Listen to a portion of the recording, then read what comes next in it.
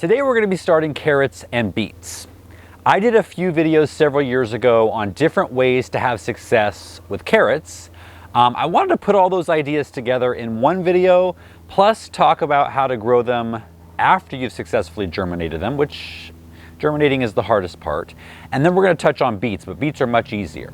Root crops are so much fun to grow because it's always a surprise. You don't know what the outcome is going to be until you harvest it. You have no idea what's going on under the ground until you actually pull it out of the ground. And so it really adds another dimension of fun to the garden. And it's great for kids. I think it's really important for kids to be a part of growing food and knowing where their food comes from. But they love doing this because they too like the mystery of what's under the ground. It's like digging up treasure. Carrots are a cool season crop, usually grown in the fall and spring, and even winter in mild climates like mine. Carrots are very finicky about the soil that they're grown in, though. Now, we've all seen those funny misshapen carrots, sometimes obscene carrots on Facebook and Instagram, and that is typically because of some type of object, generally a little pebble, that's somewhere in the soil. And carrots won't push the little pebble out of the way. They're going to fork to go around it or twist and turn just to kind of move past the stone. And so that's where you're going to get those funny shapes. If you're not after those funny shapes, unless you have really, really great, light, sandy, airy soil in the ground, you're going to want to either grow carrots in a raised bed or some kind of container that's got a light potting mix. Now, carrot seeds are really, really tiny. So to plant one at a time would take the patience of not me. Now, if you can do it, go for it. But for the rest of us, you're gonna want to just broadcast the seeds over an area, thin them once they come up, and move on. You wanna grow your carrots in full sun in, again, well-draining light soil or potting mix. And the thing also with carrot seeds is they're so small that they need to be surface sown, meaning not covered up with any potting mix after you've put them out. Unfortunately, the other thing about carrots is they need constant moisture to germinate. So we're not covering the seed with any soil to hold in the moisture. So your job as a gardener is to camp out for the next 10 to 14 days, sometimes 3 weeks, right next to your carrot bed, and every hour or two, use a spray bottle or something to keep that moisture level up. But it's so worth it when you see those tiny little carrot sprouts. No, it definitely isn't. The problem is, how do we keep the carrot seeds moist with no soil cover? There are a couple of ways that have been successful for me. The first one is to broadcast your seeds where they will be growing directly in the garden, water them in well, and place a board or a piece of cardboard weighted down so it doesn't blow away. Place that over them, and that should hold in the moisture until germination. At around the 7 to 10 day mark, start checking under the board once or twice a day. And once you see sprouts, remove the board immediately. Water well again, and they will start to grow and put down their tap roots to help them take moisture from deeper down. The other way, which I'm going to do right now, is to pre-sprout your carrots.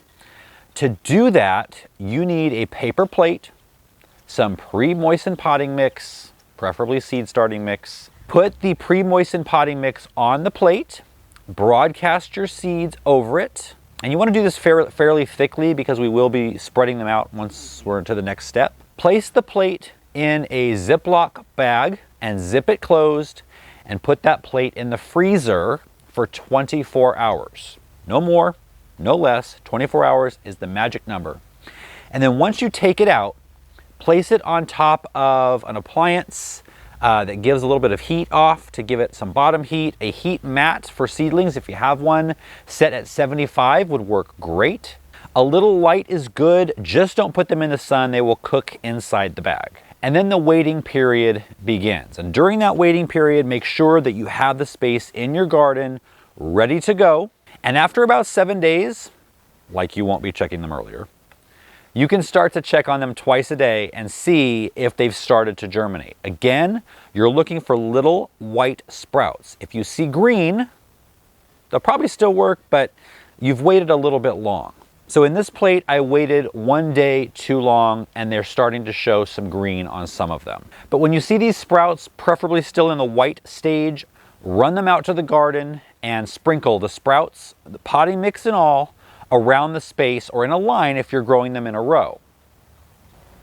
You need to cover them now with about 1/8 of an inch of potting mix, just barely covering them.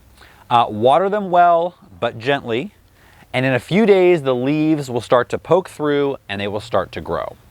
Now, even with this method, you'll probably still have some or most of your carrots growing too close together. So let's talk about spacing and thinning.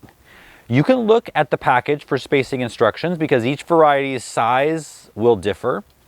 And if you know the variety and the size, you just want to make sure that they have some elbow room between each one. And I know thinning is hard. It's hard to take perfectly innocent seedlings, yank them out of the ground, and throw them away. So don't do that. Don't yank, trim. Take scissors and trim them off at ground level, leaving the one you want to keep every inch or so. And don't throw the thinnings out.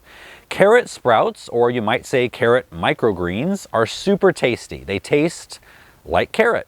And you can toss them in a salad or in soups, so their little lives don't have to be ended in vain. But thinning is hard. Nonetheless, it will reward you with a better harvest in the ones that you leave in. So now moving on to beets.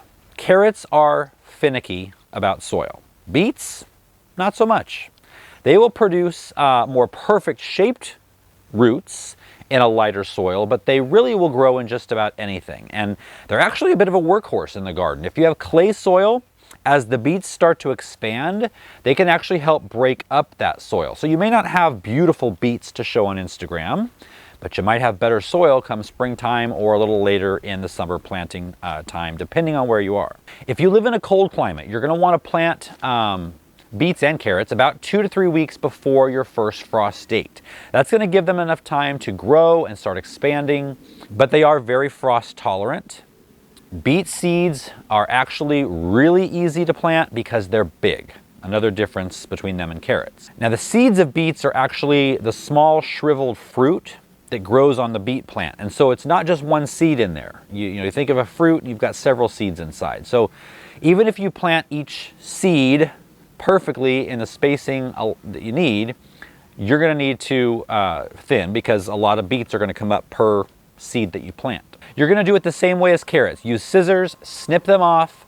The thinnings are really great, just like carrots. They don't taste like beets though. They just have a different flavor. Fertilizing for both of these root crops are actually very different. For carrots, too much nitrogen will cause a lot of top growth in the greens, but not so much root development. And so for carrots, an organic fertilizer with a higher middle number, like Neptune's Harvest rose and flowering formula and bone meal, would be good choices. For the beets, they actually love nitrogen and phosphorus. So the rose and flowering formula from Neptune's Harvest, blood meal, maybe a mixture of the two, would be a good choice for them. Both crops, however, they do need even watering and a consistently moist root run. If you allow the soil to dry out too much, the beets are going to develop a woody exterior. The carrots will crack and split, and neither are going to be very tender at all. One other tip, back when the beets were first starting to be grown, way back, I don't know how long ago that was, they were not grown for their roots, they were grown for the tops or the leaves because they're super nutritious. They actually taste really good. If you cooked beets, in my opinion, they are better than cooked spinach leaves. They don't have that really heavy iron flavor. You can saute them, the greens, with garlic and onions, salt and pepper. They're great. Give it a try. And so while you're waiting for the roots to develop, you can harvest the outer leaves and still have a crop. So I hope you learned something from this video. If you did, please give it a thumbs up. Consider subscribing if you haven't. Share it with a friend, and I'll see you next time.